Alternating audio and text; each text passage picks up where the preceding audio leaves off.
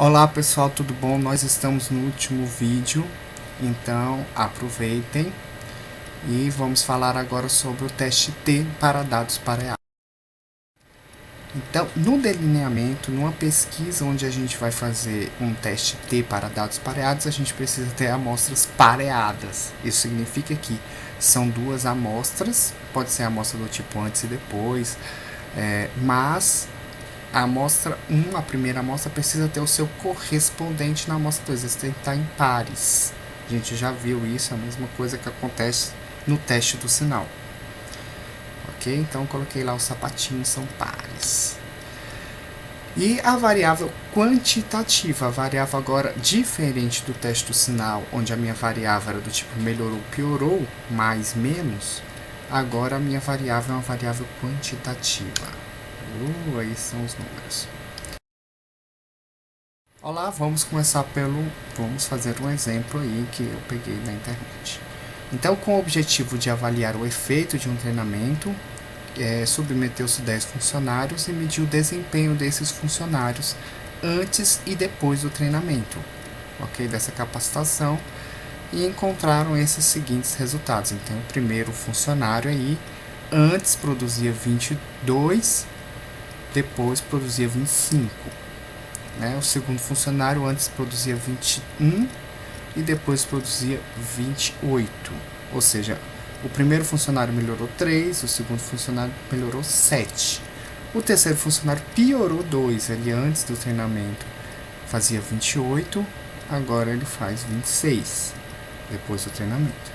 Então aí estão os resultados, eu quero saber, quero ver, analisar se de fato esse curso, esse treinamento traz efeitos positivos de uma forma geral.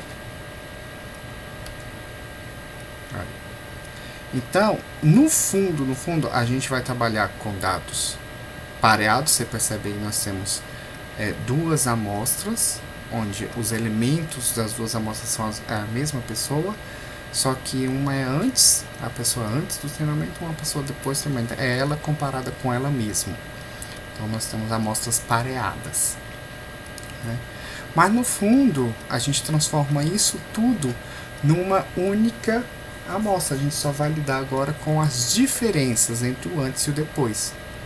Okay? A gente só vai trabalhar como se fosse com uma amostra só com as diferenças, com essas 10 diferenças encontradas aí entre o antes e o depois.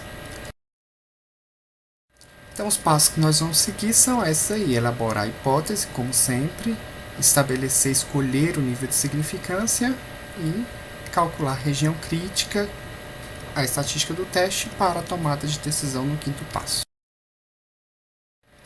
A hipótese nula, ou seja, a hipótese nula é sempre aquela que eu não tenho efeito nenhum, ok? Então, o treinamento não produz efeito. O que significa, em termos matemáticos, o treinamento não produzir efeito? Significa que as diferenças médias entre o antes e o depois foi 0. Algumas pessoas melhoraram um pouco, outras pessoas pioraram um pouco, mas em média a diferença foi 0, ou seja, o treinamento não fez efeito, não deu efeito positivo. A alternativa, eu quero saber se o treinamento produz efeito. Nesse caso aí específico eu não escrevi, mas produz efeito positivo. É isso que é a minha hipótese, eu quero saber se ele produziu algum efeito positivo. Né? Então, o teste é unilateral, estou vendo de um lado só. Né? A hipótese alternativa é que me dá essa informação de que o teste é unilateral. Né? Então, aí está a minha diferença média vai ser maior do que 0, ou seja, significa que o efeito. Agora vou escolher o meu nível de significância. Né? Eu posso escolher vários níveis de significância. Eu escolhi o tradicional, que é 0,055%. Agora estamos na terceira parte, que é o cálculo da região crítica. Né? Então, só lembrando a teoria, então a gente sabe que o n, para um n grande, a média das diferenças vai se aproximar de uma distribuição normal. A gente sabe que as médias para um n grande se aproximam de uma distribuição normal. Nesse caso, como a gente considera sempre o H0, ou seja, a hipótese nula como verdadeira, o que diz a hipótese nula? Que em média, as diferenças são iguais a zero, certo? Então, como a hipótese nula é verdadeira, então esse D chapéu, os possíveis resultados encontrados pelas médias das diferenças têm distribuição normal centrada no zero e variância sigma ao quadrado sobre n. Né? Entretanto, nós não temos o valor do sigma ao quadrado, ou seja, da variância populacional. A gente vai ter a variância amostral, ou seja, a estimativa da variância populacional. Né? Então, é mais adequado, assim que padronizarmos os dados, aproximar esses dados de uma distribuição T, que é uma distribuição muito parecida com a distribuição normal padrão, e não da distribuição normal padrão. É mais adequado se aproximar de uma distribuição T de student. Okay? Então, a região crítica, nesse caso aí, como é um teste bilateral, eu tenho que ver de apenas de um lado, né? Um Tzinho, né? Acima desse Tzinho, eu vou ter que encontrar uma área igual a alfa, ou seja, igual ao nível de significância que eu escolhi, que foi de 5%. Então, só lembrando lá na nossa tabelinha, a tabelinha T de student, ela depende de duas coisas, do grau de liberdade. Então, como nesse caso nós temos 10 pares, ou seja, temos 10 funcionários, nossa amostra de tamanho 10, o grau de liberdade é n-1, ou seja, 10 menos 1 é 9. Ok? Então, a gente vai lá na nossa tabelinha, vai procurar o grau de liberdade igual a 9, certo? E a área você vai procurar na primeira linha, é 0,05, que é o tamanho do seu alfa, o seu nível de significância.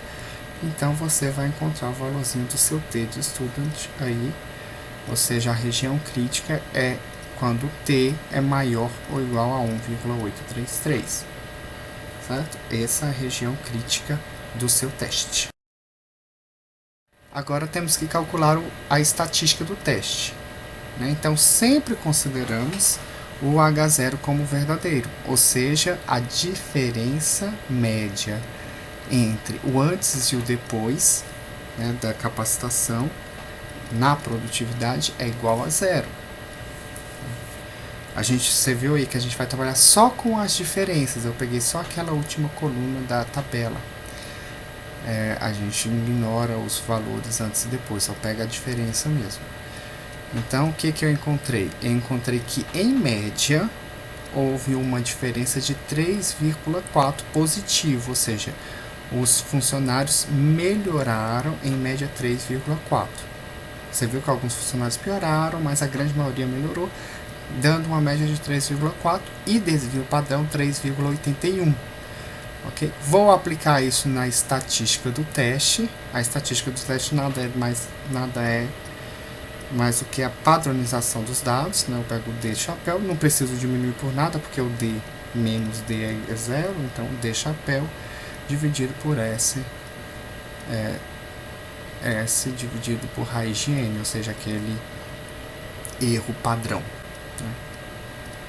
Então, substituindo os valores que eu encontrei na amostra e também o valor do tamanho da minha amostra, lá raiz de 10, eu encontrei um T igual a 2,82, ok? Aproximadamente 2,82. Né? Com a estatística 2,82, está dentro da região crítica, ou seja, é maior do que 1,833. Então, rejeitamos H0. Sempre que eu encontro uma estatística do teste dentro da região crítica, eu rejeito H0. Ou seja, temos evidências suficientes para afirmar que o treinamento traz efeito positivo na produtividade ao nível de significância de 5%. Ok? Por quê? Porque o T pertence à região crítica, então consideramos H1 como verdadeiro, né? Aí temos a satisfação dos funcionários pelo resultado da pesquisa. Ok, bons estudos e até sexta-feira, dia 4/11.